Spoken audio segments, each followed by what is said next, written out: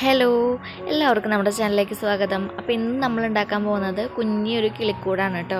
അപ്പോൾ കിളിക്കൂടൊക്കെ എങ്ങനെ ഉണ്ടാക്കാം എന്നുള്ളതാണ് നമ്മൾ നോക്കുന്നത്.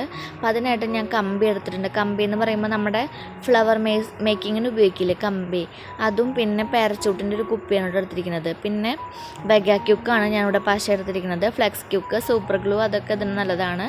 ഫെവി ബോണ്ടിൻ്റെ കാര്യം എനിക്കറിയില്ല, ഞാൻ ഉപയോഗിച്ച് നോക്കിയില്ല. പിന്നെ എന്ന് പറയുമ്പോൾ ഒരു കട്ടിയുള്ള ഒരു പേപ്പർ, കട്ടി പറയുമ്പോൾ നമ്മുടെ ഡ്രസ്സിൻ്റെ ചട്ടയൊക്കെ ഇല്ലേ അതിൻ്റെ ഒരു പേപ്പറാണ് കേട്ടോ. അതിങ്ങനെ ഒരു ഈ കുപ്പിയുടെ ഒരു വലിയൊരു കർവ്, അതായത് ഈ പോർഷനോട് കൂടിയിട്ട് നമ്മളിങ്ങനെ ഒട്ടിച്ച് കൊടുക്കുന്നുണ്ട്. പിന്നെ അതിനെക്കാട്ടിയും കനം, അതായത് വട്ടം കുറവായിട്ട് ഒരു പേപ്പറിൻ്റെ കഷ്ണം കൂടി ആ പേപ്പറിൻ്റെ മേലേക്ക് കൂടെ ആയിട്ട് ഒട്ടിക്കുന്നത്.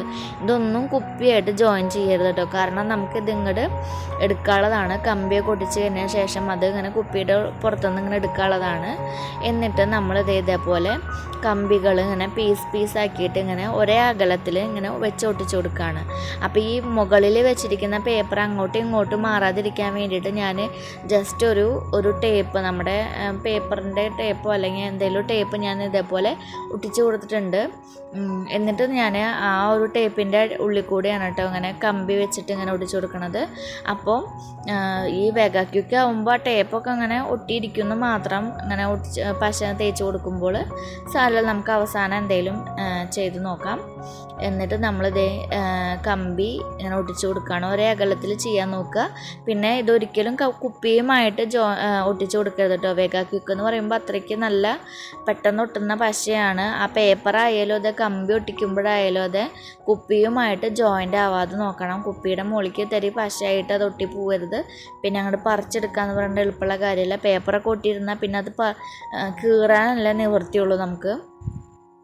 അപ്പോൾ അതേ നമ്മൾ കമ്പികളൊക്കെ ഓരോന്നോരോന്നായിട്ട് ഇങ്ങനെ ഒട്ടിച്ച് കൊടുക്കുകയാണ്. അപ്പോൾ ഇതേപോലത്തെ കുപ്പിയില്ലെങ്കിൽ ഇതേപോലത്തെ ഷേപ്പിലുള്ള എന്തെങ്കിലും മതി. ശരിക്കും പറഞ്ഞാൽ നമ്മുടെ ടെസ്റ്റ് ട്യൂബിൻ്റെ ഒക്കെ ആ ഒരു റൗണ്ടറില്ലേ, അതേമാതിരത്തെ എന്തെങ്കിലുമൊക്കെ സാധനങ്ങളുണ്ടെങ്കിൽ അത്രയ്ക്ക് നല്ലതാണ്. അപ്പോൾ നല്ല ഷേപ്പിൽ കിട്ടും. ഇല്ലെങ്കിൽ ചതുരനുള്ള ഉണ്ടാക്കാം കേട്ടോ. നമുക്ക് ഇതേപോലത്തെ റൗണ്ടർ തന്നെ വേണമെന്ന് നിർബന്ധമില്ല, ചതുരനെ ഉണ്ടാക്കി നോക്കാം കേട്ടോ. അപ്പോൾ അതേ പകുതി മുക്കാലും നമ്മൾ ചെയ്ത് കഴിഞ്ഞിട്ടുണ്ട്. ഇനി നമ്മൾ ബാക്കിയുള്ളതും കൂടി ഫില്ല് ചെയ്ത് കൊടുക്കുകയാണ്. അപ്പോൾ ഞാനിങ്ങനെ 2-3 എണ്ണം ഇങ്ങനെ വെച്ച് കഴിഞ്ഞതിന് ശേഷം ഏറ്റവും അവസാനം ഇങ്ങനെ പശ തേച്ച് കൊടുക്കുകയാണ് ചെയ്യുന്നത്.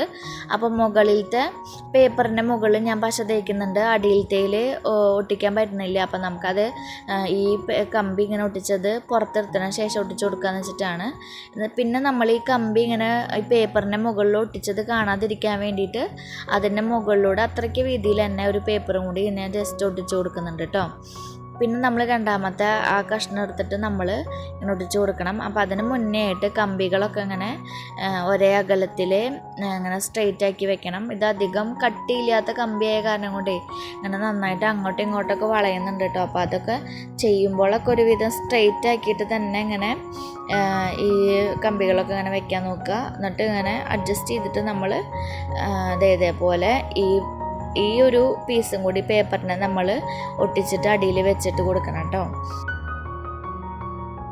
എന്നിട്ട് നന്നായിട്ട് ഒട്ടിയതിന് ശേഷം നമ്മൾ ആദ്യം ചെയ്ത പോലെ തന്നെ ഒരു പേപ്പർ ഇതിൻ്റെ മുകളിൽ കൂടെ ഒട്ടിച്ച് കൊടുക്കുകയാണ്. ഒരു ഫിനിഷിങ്ങിന് വേണ്ടിയിട്ടാണ് കേട്ടോ. അപ്പോൾ അങ്ങനെ ചെയ്ത് കൊടുക്കുക. എന്നിട്ട് ഏറ്റവും അവസാനം നമ്മളിങ്ങനെ പുറത്തേക്ക് നിൽക്കുന്ന കമ്പികളില്ലേ, ആ കമ്പികളൊക്കെ ഒന്ന് വെട്ടിയിട്ട് ലെവൽ ചെയ്ത് കൊടുക്കുക. അപ്പോൾ ഇത് ഈസി എന്ന് പറയുമ്പോൾ നമുക്കിതാ ഈ ഒട്ടിക്കുന്ന ഒരു ബുദ്ധിമുട്ട് മാത്രമുള്ളത് ചെയ്യാൻ വേണ്ടിയിട്ട്. ഇത് പല ഷേപ്പിൽ ചെയ്യാം, ചതുരനിൽ ചെയ്യാം, വട്ടന ചെയ്യാം, എങ്ങനെ വേണമെങ്കിലും ചെയ്യാം കേട്ടോ. അപ്പോൾ മിനിയേച്ചറായിട്ട് നമ്മൾ ചെയ്യണതാണ്. അപ്പോൾ ഇപ്പോൾ നമ്മൾ ഫുൾ ഒട്ടിച്ച് കഴിഞ്ഞു. ചുറ്റോറും പേപ്പർ ഒട്ടിച്ച് കഴിഞ്ഞതിന് ശേഷം ഇതൊക്കെ ഒന്ന് സ്ട്രെയിറ്റ് ആക്കി വെക്കുകയാണ്. അപ്പോൾ ഒരു കുഴപ്പമില്ല, ഏകദേശം ഒരു രൂപ എത്തിയിട്ടുണ്ട്. പിന്നെ ഇത് നമ്മുടെ കമ്മലിൻ്റെ ഒരു കമ്പിയാണ് കേട്ടോ. അപ്പോൾ ഇതില്ലെങ്കിൽ ഇതേപോലത്തെ എന്തെങ്കിലും കമ്പികൾ ഇതേപോലെ അങ്ങനെ വെച്ചാൽ മതി, അങ്ങനെ വളച്ചിട്ട് ഉണ്ടാക്കിയാൽ മതി. ഏതെങ്കിലും പഴയ കമ്മലിൻ്റെ ഒക്കെ മുകളിലുണ്ടാവും ഇതേപോലത്തെ കമ്പി. നമ്മുടെ ജ്വല്ലറി മെറ്റീരിയൽസൊക്കെ കിട്ടുന്ന കടകളിലുണ്ടാവും ഇതേപോലത്തെ കമ്പികൾ, പാക്കറ്റായിട്ട് കിട്ടുന്നതാണ്. പിന്നെ ഞാൻ ചെയ്ത് വെച്ചിട്ടുണ്ടെങ്കിൽ ആദ്യം ഇതേപോലത്തെ ഒരു പേപ്പറിൻ്റെ ഒരു കഷ്ണം എടുത്തിട്ട് നമ്മൾ ഈ കവർ ചെയ്ത് വെച്ചിട്ട് ഇതിൻ്റെ മുകളിൽ കവർ ചെയ്യാൻ ഞാൻ നോക്കി. പക്ഷെ അതൊരു ഫിനിഷിങ് കിട്ടിയില്ല, അവിടെ ഇവിടെ പൊന്തി ഇങ്ങനെ നിൽക്കുമായിരുന്നു. കാരണം നമ്മൾ ആ പശ തേച്ചതിൻ്റെ ഒക്കെ ഒരു ഇതായിട്ടേ. അപ്പം ഞാൻ എന്ത് ചെയ്ത് വെച്ചിട്ടുണ്ടെങ്കിൽ വെച്ചിട്ടുണ്ടെങ്കിൽ നമ്മുടെ 3D ഔട്ട്ലൈനർ ഇല്ലേ, അതെടുത്തിട്ട് ഞാൻ ആ പേപ്പർ റിമൂവ് ചെയ്തിട്ട് ഈ 3D ഔട്ട്ലൈനറാണ് പിന്നെ അതിൻ്റെ മുകളിൽ ഇങ്ങനെ വരച്ചു കൊടുത്തത്. അപ്പോൾ അതിങ്ങനെ അതിൻ്റെ ഷേപ്പിൽ ഇങ്ങനെ ചെയ്തപ്പോൾ ഒരു വൃത്തിയായിട്ടോ. അപ്പോൾ അത് ഉണങ്ങി വന്നപ്പോൾ ഗോൾഡൻ കളറാണ്. അപ്പോൾ സിൽവർ കളർ ഉണ്ടെങ്കിൽ അപ്പോൾ സിൽവർ കളർ ഒടിച്ചു കൊടുത്താൽ മതി. അപ്പോൾ നമുക്ക് വേറൊരു പണിയും ചെയ്യേണ്ട. പിന്നെ ഇപ്പോൾ ഗോൾഡൻ കളറാണ് ഉണ്ടായെന്ന് വെച്ചിട്ടുണ്ടെങ്കിൽ നമ്മുടെ ഈ ഫ്ലവർ മേക്കിങ്ങിൻ്റെ കമ്പിയില്ലേ, അത് ഗോൾഡൻ്റെ കളർ കിട്ടും. അപ്പോൾ അത് ഉപയോഗിച്ചാലും മതിയിട്ട്. എൻ്റെ കയ്യിൽ ഗോൾഡ് ഇല്ലാത്ത കാരണം കൊണ്ടാണ് ഞാൻ സിൽവർ എടുത്തത്. അപ്പം നമുക്ക് ഈ പേപ്പറിൻ്റെ മുകളിൽ മാത്രം ഒരു ഗോൾഡൻ്റെ കളർ അടിച്ചു കൊടുത്താൽ മതിയായിരിക്കും. പിന്നെ അടിയിൽ ഒരു പേപ്പർ വട്ടത്തിൽ വെട്ടിയിട്ട് അത് ഒട്ടിച്ചു. പിന്നെ അതിൻ്റെ മുകളിലൂടെയും ഒരു വട്ടം കൂടിയും പേപ്പർ ഒട്ടിച്ചു. പിന്നെ ഒരു എന്തെങ്കിലും ഒരു വടി, അതായത് ഞാനിവിടെ ചൂലിൻ്റെയൊക്കെ ഇതില്ലേ വടിയാണ് എടുത്തിരിക്കുന്നത്. പുല്ല് ചൂലിൻ്റെ തണ്ടുണ്ടാവില്ലേ, അതാണ് എടുത്തിരിക്കുന്നത് കേട്ടോ.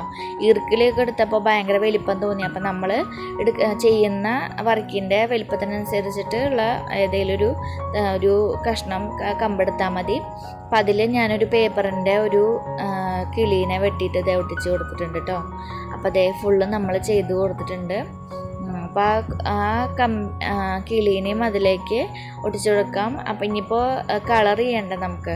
അപ്പോൾ കളർ ചെയ്യാൻ വേണ്ടി ഞാനിത് നമ്മുടെ ഓൾഡ് ഫ്രൈയിങ് പാന് ചെയ്ത വർക്കിൽ ഒട്ടിച്ചു കൊടുക്കാനാണ് ചെയ്തത്. അപ്പോൾ അതിലേക്ക് വേണ്ടിയിട്ട് ഞാനിതിന് ഗോൾഡൻ്റെ കളർ അടിച്ചു കൊടുത്തിട്ടുണ്ടായിരുന്നു. അപ്പോൾ ഈ ഫ്രൈയിങ് പാനിൽ ചെയ്ത വർക്ക് കണ്ടിട്ടുണ്ടാവും എന്ന് വിചാരിക്കുന്നു. കണ്ടിട്ടില്ലെങ്കിൽ ഞാൻ ഡിസ്ക്രിപ്ഷൻ ബോക്സിൽ കൊടുക്കാം. അപ്പോൾ എല്ലാവരും ഒന്ന് കണ്ടു നോക്കൂ കേട്ടോ. അപ്പോൾ അതേ ഇതിലേക്ക് നമ്മൾ കിളീനെയും പെയിൻ്റ് അടിച്ചിട്ട് ഈ കമ്പിയുടെ ഇടയിൽ കൂടെ കടത്തി കൊടുക്കാവുന്നതുള്ളൂ കേട്ടോ. അപ്പോൾ അതേ നമ്മുടെ ചെറിയൊരു കിളിക്കൂട് റെഡി ആയിട്ടുണ്ട്. ഇത് സിൽവർ കളർ ചെയ്യണമെങ്കിൽ സിൽവർ കളർ ചെയ്യാം, ഗോൾഡൻ കളറാണ് വെച്ചാൽ ഗോൾഡൻ കളർ. അപ്പോൾ ഈ ഒരു വർക്കിലേക്കാണ് ഞാനിത് ചെയ്തിട്ടുള്ളത്.